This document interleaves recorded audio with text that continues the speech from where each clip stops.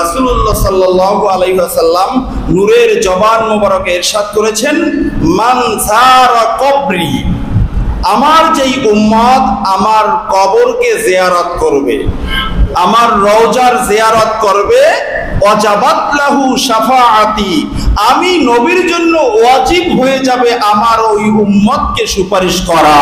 সুবহানাল্লাহ। তো আমরা কিয়ামতের ময়দানে আল্লাহর রাসূলের সুপারিশ চাই কি চাই না?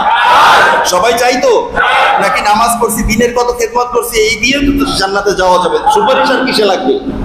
সুপারিশ লাগবে। শবে বরাতের রজনীতে আপনাদেরকে একটা হাদিস শুনেছিলাম, 200 বছর ইবাদত করছে, সে তার ইবাদত দিয়ে জান্নাতে যাবে, আল্লাহ তাআলার রহমত দরকার নাই বলছিল, মনে আছে? বন্ধুরা আমার, ইবাদত দিয়ে আমরা কেউ জান্নাতে যেতে পারবো না, ঠিক কিনা বলেন?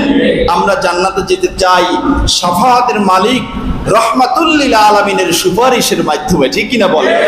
এখন বন্ধুরা আমার, যখনই বর্তমান সমাজে একটা সমস্যা হলো, যখনই হাদিস বলা হয় তখনই যেই ব্যক্তি হাদিস বানানো করতে পারে না সেও একটা প্রশ্ন করে, হাদিসটা কি বুখারীতে আছে, হাদিসটা কি মুসলিমে আছে, অথবা হাদিসটা কি সহিহ না দঈফ না কোন পর্যায়ে, প্রশ্ন করে কি করে না?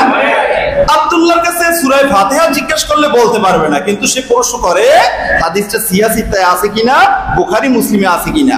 তো এই হাদিসখানা, ওনার এই কিতাবটা কিন্তু এত বড় হতো না, এত বড় হওয়ার পিছনে কারণ হলো প্রত্যেকটা হাদিসের যথেষ্ট পরিমাণে তাখরিজ উনি এখানে এনেছেন। উনি জানেন, আল্লামা তাকিউদ্দিন সুবুকি আর শাফি, উনি কিন্তু শাফি মাযহাবের একজন উঁচু পর্যায়ের ইমাম।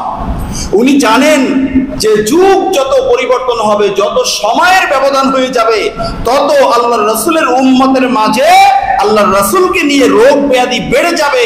তখন আমি তাকিউদ্দিন সুবুকির এই লেখা কিতাব তারা ছুঁড়ে মারবে, বলবে এই সমস্ত হাদিসের কোনো ভিত্তি নাই।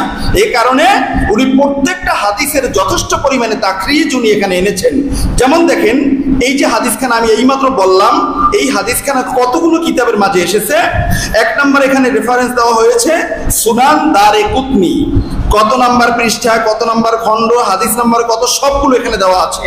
এরপরে শুউবুল ঈমানের মাঝে এসেছে ইমাম বাইহাকী রাহিমাহুল্লাহ তাআলার, সবগুলোই কিন্তু পৃষ্ঠা নাম্বার, হাদিসের খণ্ড এবং হাদিসের নাম্বার সহ এখানে দেওয়া আছে।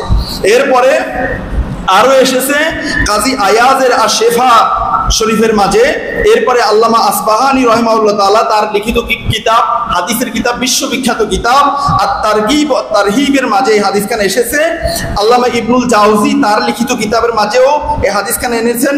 আল্লামা সাখাবী রাহিমাহুল্লাহ তাআলা তার লেখা কিতাব আল মাকাসিদুল হাসানা কিতাবের মাঝেও এই হাদিসখানা এনেছেন। এরপরে আল্লামা সুয়ুতী রাহিমাহুল্লাহ তাআলা তার লিখিত কিতাবের মাঝেও হাদিসখানা এনেছেন। এছাড়াও আরো অনেক এখানে আলেমদের নাম দেওয়া হয়েছে। সব শেষে উনি যে কথাটা বলছেন, ওয়াসাহহাহু জামাআতুম মিন আইম্মাতিল হাদিস, আমি যেই 1 নম্বরে আল্লাহর রাসূলের জিয়ারতের ব্যাপারে যে হাদিসখানা উল্লেখ করলাম, আমার এই হাদিসখানা হাদিসের জগতের উজ্জ্বল নক্ষত্র একদল বিশাল আলেম, তারা এই হাদিসকে সহিহ বলেছেন। বলুন আল্লাহু আকবার। তাহলে সব ইমামরা, বিশাল একটা দল ইমামরা, তারা এই হাদিসকে সহিহ বলছেন। দুই একজন ছুটা একজন আলেম বা যে কোনো একজন বক্তা যদি বলে আল্লাহর রাসূলের জিয়ারতে যাওয়া যাবে না, রওজা শরীফ জিয়ারতে যাওয়া যাবে না, আমরা কি তাদের কথা মানবো নাকি বড় বড় ইমামদের কথা মানবো? বড় বড় ইমামদের সাথেই আমাদেরকে থাকতে হবে যদি আমরা আজ থেকে ১৫০০ বছর আগের আল্লাহর রাসূলের ইসলাম আমরা পেতে চাই, ঠিক কি না বলেন? নবীজি আমার বলেছেন, মান যারা কবরি, আমার যেই উম্মত আমার কবর জিয়ারত করবে, ওয়াজাবাত লাহু শাফাআতি, ওই উম্মতের জন্য আমি নবীর শাফাত কিয়ামতের ময়দানে ওয়াজিব হয়ে যাবে। বলুন সুবহানাল্লাহ। আল্লাহর রাসূল ডেকে ডেকে সুপারিশ করবেন যে আও উম্মত, এখানে আসো, তুমি তো আমার রওজা শরীফ জিয়ারত করছিলা। সুবহানাল্লাহ বলেন না? ওয়াজাবা, আবশ্যক হয়ে যাবে, আবশ্যক হয়ে যাবে, আমি তাকে সুপারিশ করবই। বলুন না সুবহানাল্লাহ। এই হাদিসখানার ব্যাপারে অনেকগুলো, এখানে আরেকটা বৈশিষ্ট্য হলো, এই যে হাদিসখানা পড়লাম, এই হাদিসের ব্যাখ্যা এখানে এসেছে প্রায় 15 পৃষ্ঠার মতো। এই যে এতগুলো, সবগুলো হলো ব্যাখ্যা। তো এখন এই ব্যাখ্যাগুলো আমি আপনাদের খেদমতে আলোচনা করলে তো আজকের একখানা হাদিসও শেষ হবে না। আমি শুধুমাত্র একটু কথা ওনার এখান থেকে বলতে চাই।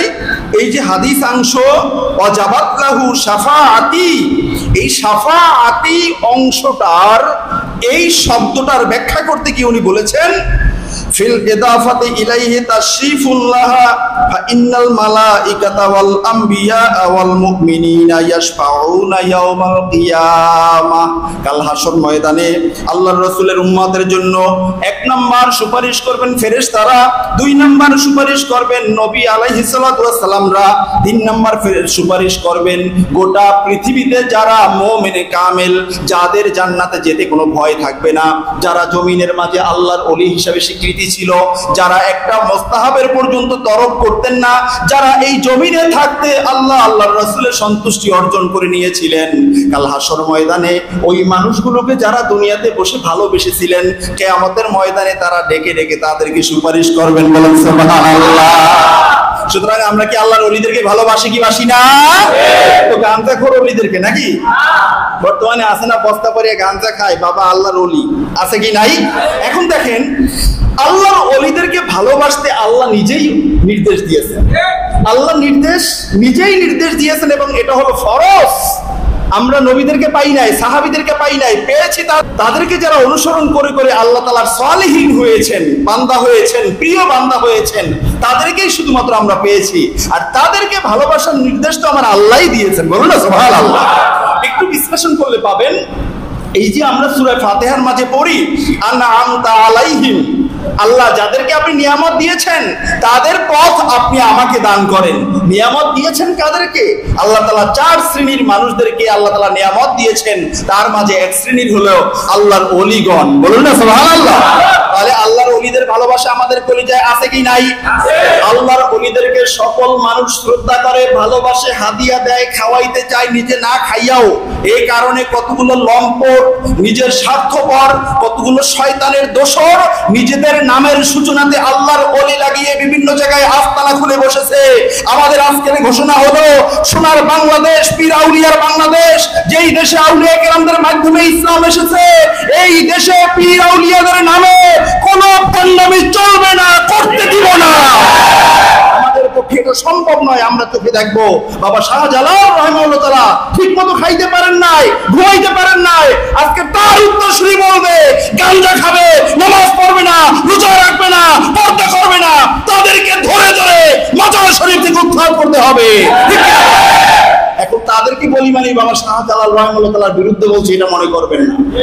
বাবা শাহজালাল রাহিমাহুল্লাহ তাআলার মতো একজন ব্যক্তিত্ব, তার তরবারি সহ আজকের যদি সোনার বাংলাদেশে আসতো 18 কোটি মানুষ আবার সোজা হয়ে যেত। ঠিক কি না?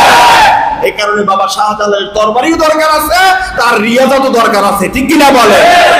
এখন আমরা দিন কায়েম করি শুধুমাত্র জিহাদ দিয়া, শুধুমাত্র জিহাদ দিয়া। তাদের মুরাকাবা মুশাহাদা আমাদের কাছে নাই।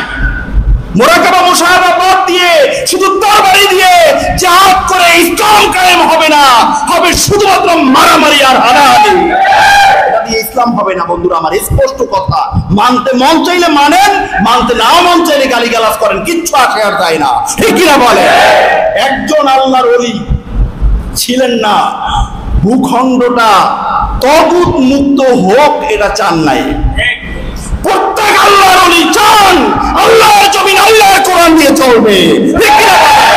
যদিও তারা গদি দখল করতে চান নাই, কিন্তু গদিতে যারা থাকবে কোরআন সুন্নাহ অনুযায়ী থাকবে, এটা তাদের নির্দেশ ছিল, এটা তাদের দৃঢ় বিশ্বাস, প্রত্যয় এবং অঙ্গীকার ছিল। ঠিক কিনা বলে?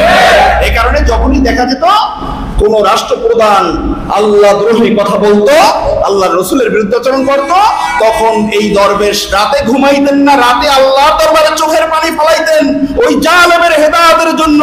তারপরেও জালেম যদি হেদায়েত না হয়, দিনে তরবারি ধারণ করে প্রয়োজনে কল্লা দ্বিখণ্ডিত করতে দ্বিধাবোধ করতেন না। ঠিক কিনা বলে? আমাদেরও আউলিয়া কেরামদের সুন্নাত দরকার আছে কি নাই? এটা শুধু আউলিয়া কেরামদের সুন্নাত নয়, এটা হলো সাহাবায়ে কেরামদের সুন্নাত। এটা শুধু সাহাবায়ে কেরামদের সুন্নাত নয়, এটা হলো আম্বিয়া কেরাম আলাইহিস সালামের সুন্নাত। সব আম্বিয়া কেরাম আলাইহিস সালামের মাঝে আমাদের নবীর একটা শ্রেষ্ঠ সুন্নাত হলো জালেমের সামনে সত্য কথা বলে জিহাদ করা। ঠিক কিনা বলে? প্রয়োজনে মুখ, প্রয়োজনে হাত, প্রয়োজনে তরবারি। ঠিক কিনা বলে? আল্লাহ সুবহানাহু ওয়া তাআলা এই পথভ্রষ্ট জাতিকে বুঝার তৌফিক দান করুন, আমিন।